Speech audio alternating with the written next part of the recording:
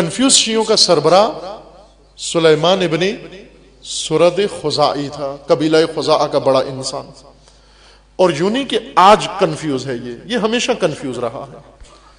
جنگ جمل میں یہ امیر المومنین کے ساتھیوں میں سے تھا، بلکہ بعض نے کہا کہ صحابی رسول اللہ بھی ہیں، یہ رسول اللہ کے زمانے میں بھی تھے، یہ بچپن میں تھے، لیکن جنگ امیر المومنین کے زمانے میں انہوں نے ساتھ دیا۔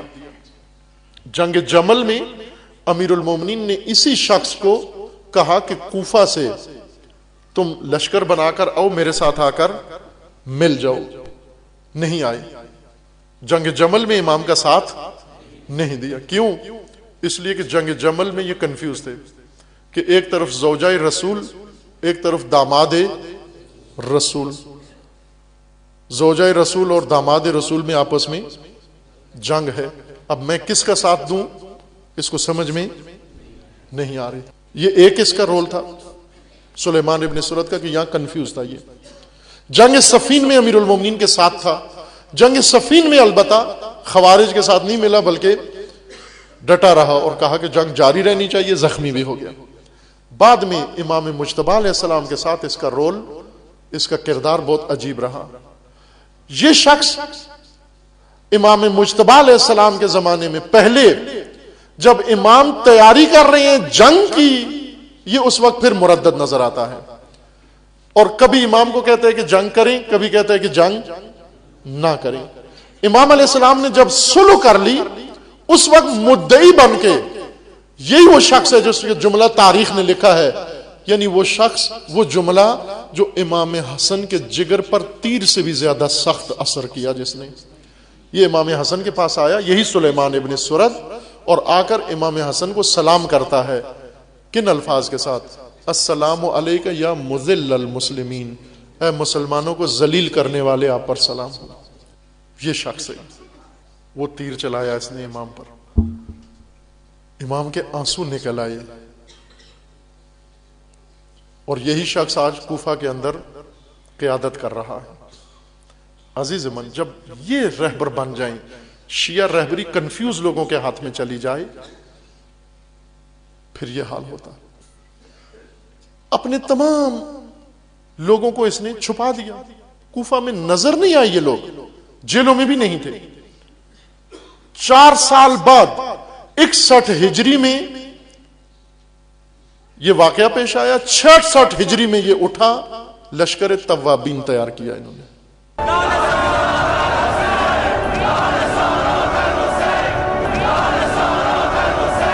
زہ نصیب حبیب ابن مظاہر کے، زہ نصیب مسلم ابن اوسجا کے، زہ نصیب ان لوگوں کے جنہوں نے اپنے آپ کو عشق کے قافلے سے ملا دیا، اور وائے ہو ہمارے حال پر کہ جو نفس امارہ کے ہاتھوں ذلیل ہو گئے۔ ہم نے وہ کام کیا ہے کہ اب قیامت تک اول علی کوفہ سے بیزار ہی رہیں گے۔ ان کو کربلا کا دکھ ہے، اتنا دکھ ہے کہ لشکر بنایا تلافی کے لیے، 4000 لشکر، اور سارے مر گئے، ایک بھی نہیں بچا۔ سلیمان ابن سرد کی سربراہی میں لشکر بنا، ایک فرد نے یہ نہیں مناسب سمجھا، اس کی عقل نے کام نہیں کی کہ یہ اقدام کرنے سے پہلے ہم جا کر اپنے امام سے اجازت لے لیں، امام کے ساتھ ہم آہنگی کر لیں، اور یہ 4000 امام سجاد کے ہاتھ پہ آ کے بیعت کر لیں۔ وہ امام جو مدینہ میں صرف 3 حامیوں کی مدد جس امام کو حاصل ہے، اگر یہ 4000 کوفہ سے آ کر امام سجاد کے ہاتھ پہ بیعت کر کے اور اپنی خدمات امامت کو پیش کر دیتے، تو امام اس طرح اس نادم لشکر کو ضائع نہ ہونے دیتے، لیکن شعور نہیں تھا ان کے اندر۔ جب امام حسین آئے، تشریف لائے کوفہ، بے شعوری کا ثبوت دیا، ساتھ نہیں دیا۔ اب جب امام سجاد کا وقت آیا ہے تو امام حسین کے زمانے کے اپنے فیصلے پر ندامت ہے، ان کو نادم ہو گئے کہ وہ غلط کام کیا تھا ہمیں۔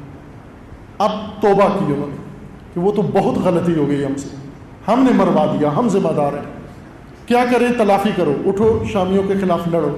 اب امامت موجود ہے، امام موجود ہیں، ایک رابطہ ہی کر لو، ایک خط ہی بھیج دو، ایک قاصد ہی بھیج دو۔ سلیمان ابن سرد، اس نے کہا، لوگوں کو کہا، خطبہ دیا سفیر امام کے سامنے کہ یہ قیام، یہ حکم جو حضرت مسلم نے دیا ہے یہ درست نہیں ہے، ہم نے قیام نہیں کرنا۔ لوگوں کو بھی کہا کہ آپ بھی مت کرو، یہ اقدام درست نہیں ہے، یہ فیصلہ ٹھیک نہیں ہے۔ کیوں ٹھیک نہیں ہے؟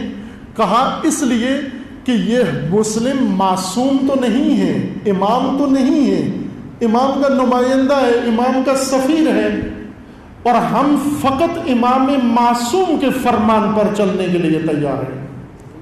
امام معصوم فقط حسین ابن علی ہیں، مسلم معصوم نہیں۔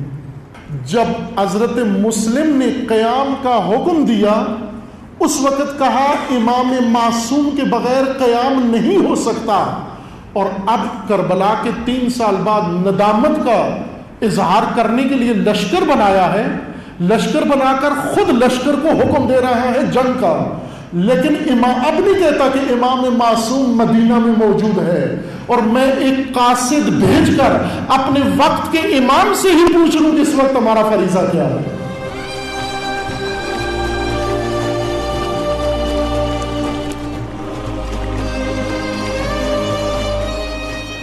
تاریخ مطالعہ کریں، اس تاریخ کے آئینے میں کچھ دیکھیں، حقائق، ان حقائق میں اپنے آپ کو دیکھیں، اپنی قوم کو دیکھیں، اپنی قوم کے اندر اٹھنے والی آوازیں دیکھیں، اپنی قوم کے اندر چھپے ہوئے سلیمان ابن سرد دیکھیں، اپنی قوم کے اندر توابین دیکھیں، پھر دیکھیں کہ کیا تاریخ تکرار تو نہیں ہو رہی ہے۔